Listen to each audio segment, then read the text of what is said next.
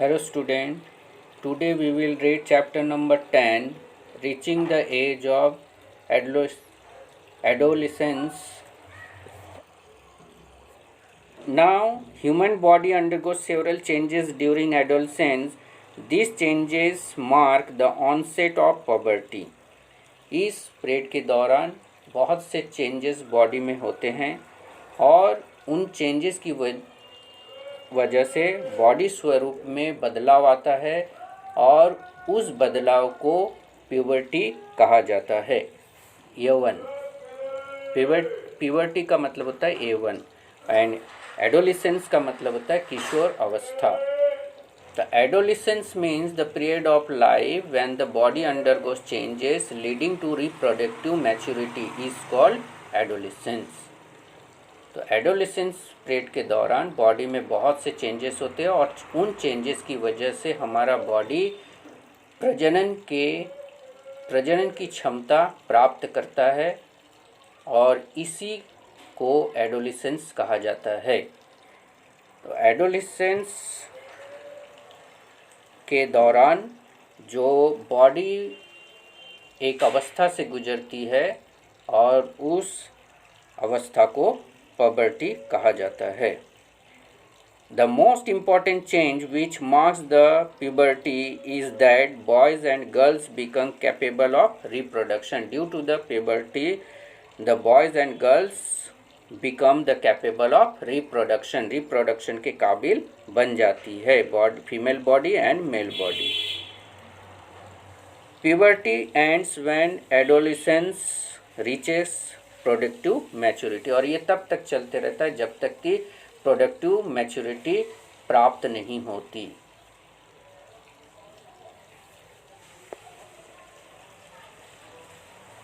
तो puberty is the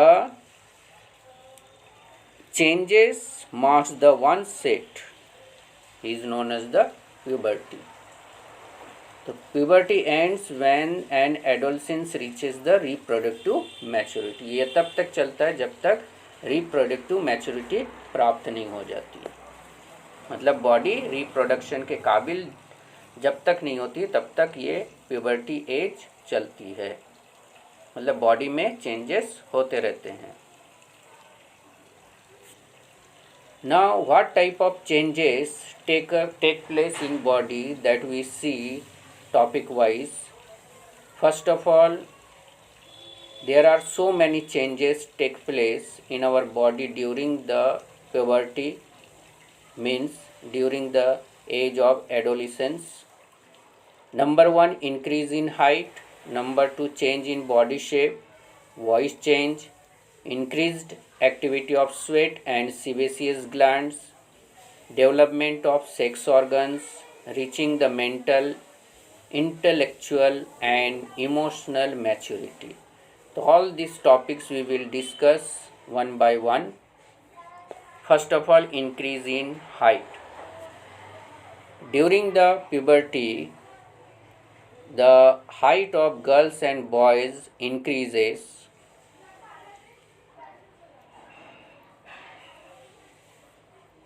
मतलब इस पीरियड के दौरान हमारी हाइट जो है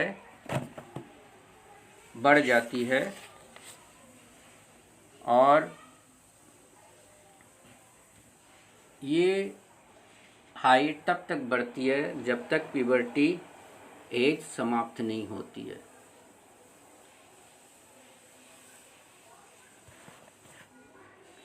second, here table is given the average rate of growth.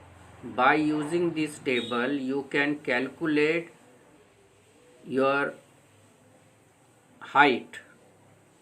What will be your height at the end of puberty? Puberty age समाप्त होने तक आपकी हाइट कितनी होगी ये इस टेबल के सहारे आप कैलकुलेट कर सकते हो। तो इन first column age is given 8 to 18 years. हम 18 ईयर्स तक ही बढ़ते हैं इसलिए यहाँ पर कैलकुलेशन 18 ईयर्स तक ही दिया हुआ है। बॉयज़ के लिए अलग परसेंटेज है, percentage of full height for boys and percentage of full height for girls. differently are given, अलग अलग दिए हुए है. So how can you calculate? Let we see the calculation for full height by using this formula. Formula is, first of all you have to write your present height, then you divide that height by percent of full height at this age and multiply the figure by 100. Suppose you is a boy and you are of 9 years old and your height suppose is 120 centimeter tall.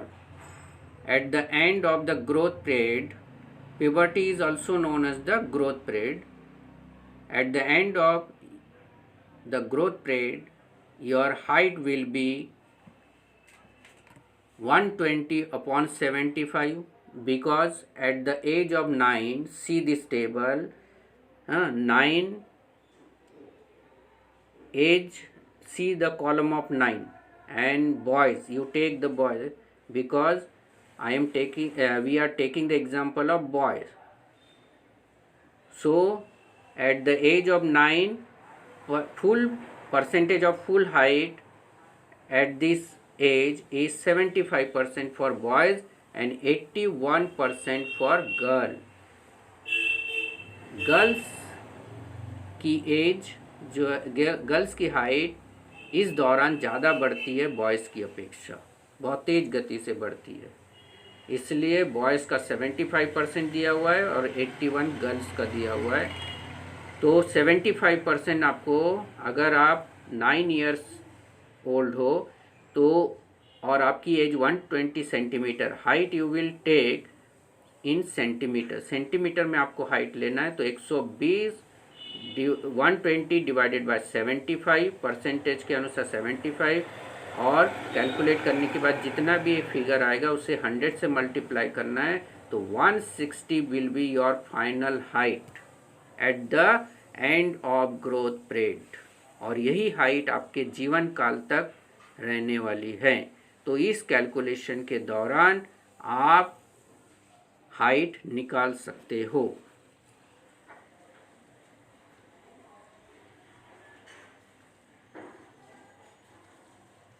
Here one activity is given.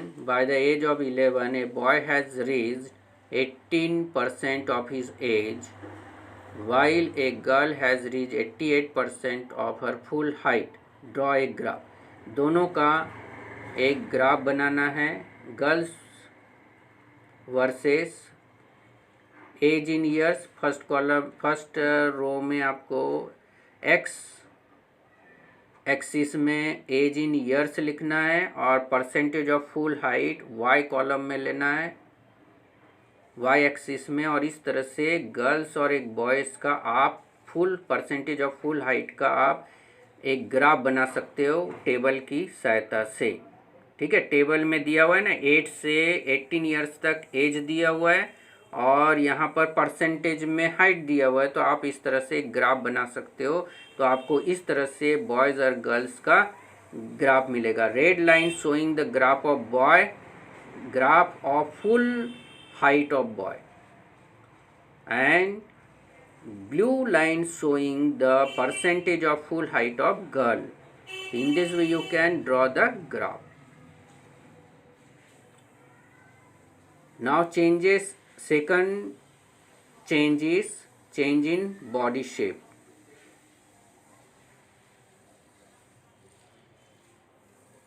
Changes, first of all we will see the what type of changes carried out in boy's body. The shoulder become broader and the chest become wider. Shoulder चौड़े हो जाते हैं, छाती भी चौड़ी हो जाती है. The muscles of the body grows prominently. Muscles भी बॉयज़ के स्ट्रॉन्ग हो जाते हैं इस दौरान. गर्ल्स में the region below the waist become wider. कमर का निचला हिस्सा लड़कियों में चौड़ा हो जाता है. The muscles of the body do not grow prominently. जिस तरह से बॉयज़ के मसल्स स्ट्रॉन्ग हो जाते हैं, इस दौरान उस तरह से गर्ल्स में वो स्ट्रॉन्ग नहीं हो पाती है। मतलब बॉयज़ की अपेक्षा जो है गर्ल्स में मसल्स ग्रोथ उतनी देखी नहीं जाती जितनी कि बॉयज़ के मसल्स में ग्रोथ देखी जाती है। वॉइस चेंज, इस पीरियड के दौरान वॉइस में भी चेंजेस आते हैं। बॉयज़ और गर्ल्स के दोनों की आवाज़ों में डिफरेंस हो जाता है, डिफरेंस आ जाता है। Boys develop the larger voice boxes, उनकी जो वॉइस बॉक्सेस है वो बढ़ने लगती है। The boys have deep and horse voice, और वॉइस की आवाज़ भारी होने लगती है। The larynx is visible clearly, लैरिंग्स का मतलब ये होता है वॉइस बॉक्स, और उसका आकार बढ़ने लगता है और वो बाहर की ओर से दिखाई देने लगता है, और उसे एडम्स एप्पल कहते हैं। हम आगे की स्लाइड्स में देखेंगे, उसके बारे में पढ़ेंगे। Girls, the larynx is hardly visible, girls में लैरिंग्स नहीं दिखाई देती है। आउटसाइड से बाहर से लैरिंग्स दिखाई नहीं देती है। लैरिंग्स का साइज छोटा होता है बॉयज़ की अपेक्षा। Girls have high pitch voice, girls की वॉइस की पिच जो होती है हाई होती है, सुरीली होती है। The girls have shrill voice and boys have dull voice. तो in this way voice changes are seen in two sexes. This is the structure of Adam's apple. The growing voice box can be seen as a protruding part of throat called the Adam's apple. Neck portion में जो बाहर की ओर निकली हुई जो structure देखी जाती है वॉइस में, उसे एडम्स एप्पल कहते हैं, और ये स्ट्रक्चर लैरिंग्स के साइज के बढ़ने की वजह से होता है जो वॉइस में दिखाई देती है, और इस तरह का चेंजेस गर्ल्स में नहीं होता है। Increased activity of sweat and sebaceous gland. During this period, the both glands, sweat and sebaceous glands, become active. The secretion of sweat glands and sebaceous gland means oil secreting glands, increases. इन दोनों के secretion बढ़ जाते हैं इस दौरान। Many young people get acne and pimples on the face at this time. इस period के दौरान गर्ल्स और बॉयज़ दोनों के चेहरे पर काफ़ी संख्या में पिंपल्स डेवलप हो जाते हैं, because of the activeness of the sebaceous gland, because of the increase activity of this gland in the skin. Sebaceous and sweat gland की एक्टिविटी के बढ़ने की वजह से चेहरे पर पिंपल्स मुँह से आ जाते इस पीरियड के दौरान। Glands, sweat and sebaceous glands, these glands release their secretion through the ducts. Endocrine glands, these glands release the hormones directly into the bloodstream, so they are also termed as the ductless gland. Endocrine gland किसे कहते हैं? जो glands अपने secretion को, hormones को blood में release करते हैं, उन ग्लैंड्स को इंडोक्राइन ग्लैंड्स कहा जाता है। और जो ग्लैंड बाहर की ओर ब्लड में सिक्रेशन ना करके ब्लड के बाहर स्किन में जैसे सिक्रेट करते हैं, तो उन्हें एक्सोक्राइन ग्लैंड कहा जाता है। For example, sweat and sebaceous gland are the example of exocrine gland, because these two glands secrete their secretion outside the body, not inside the body, isn't it? Development of sex organ. During the period of adolescence, the sex organs begins to develop. Sex organ हमारे develop होना start हो जाता है इस period के दौरान।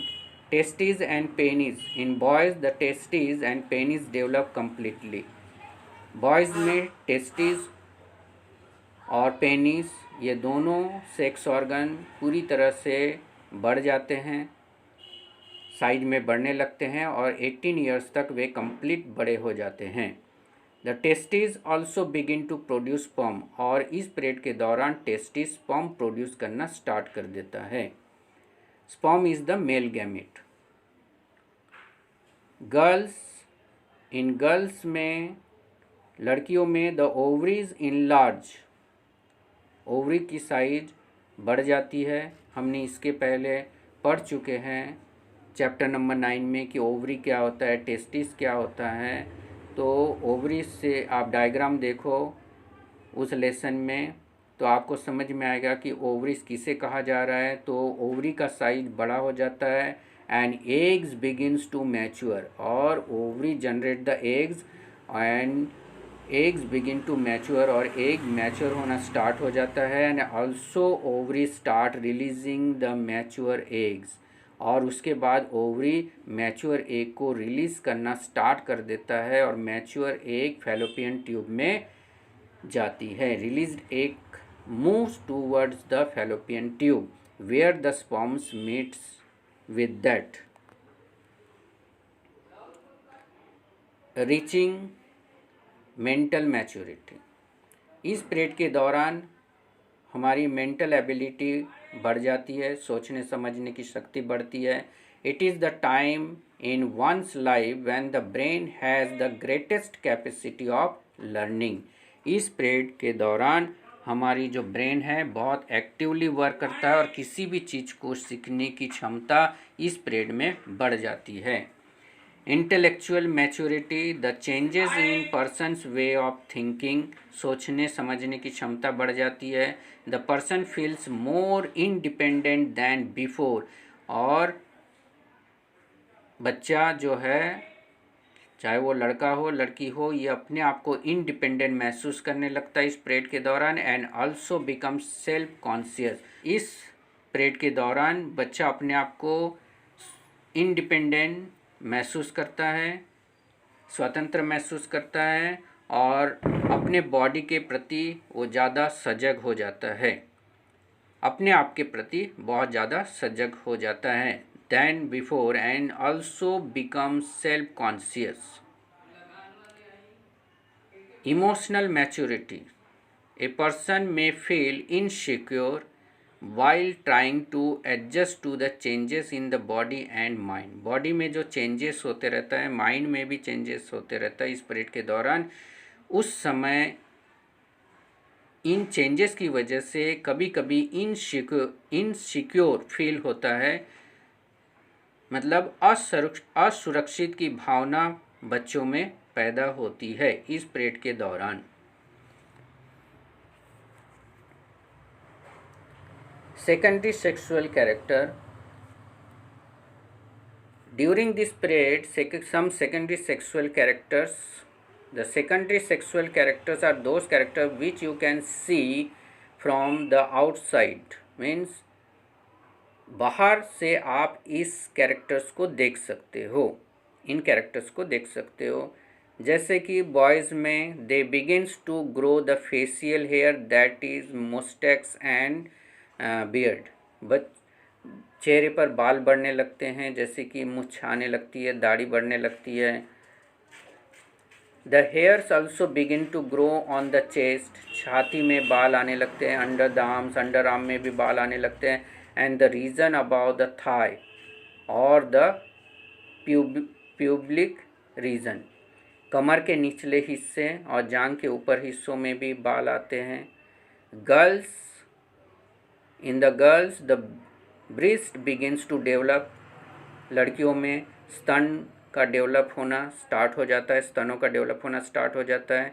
The hairs begin to grow on the chest, under the arms and region about the thigh और the pubic region, लड़कियों में भी उन्हीं रीजन में बाल आने शुरू हो जाते हैं जिन रीजन में लड़कों में आते हैं।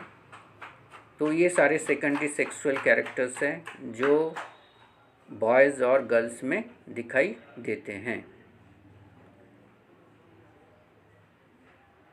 नाउ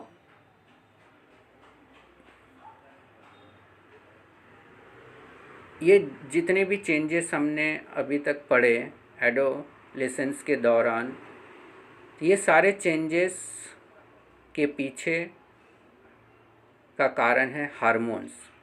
इस पीरियड के दौरान बॉडी में बहुत से हार्मोन्स सिक्रेट होते हैं और इन्हीं हार्मोन्स की वजह से बॉडी में चेंजेस आते रहते हैं. In next video we will discuss about the hormones that secreted during this period and what type of changes carried out by the hormones that we learn in next video. Till then, bye.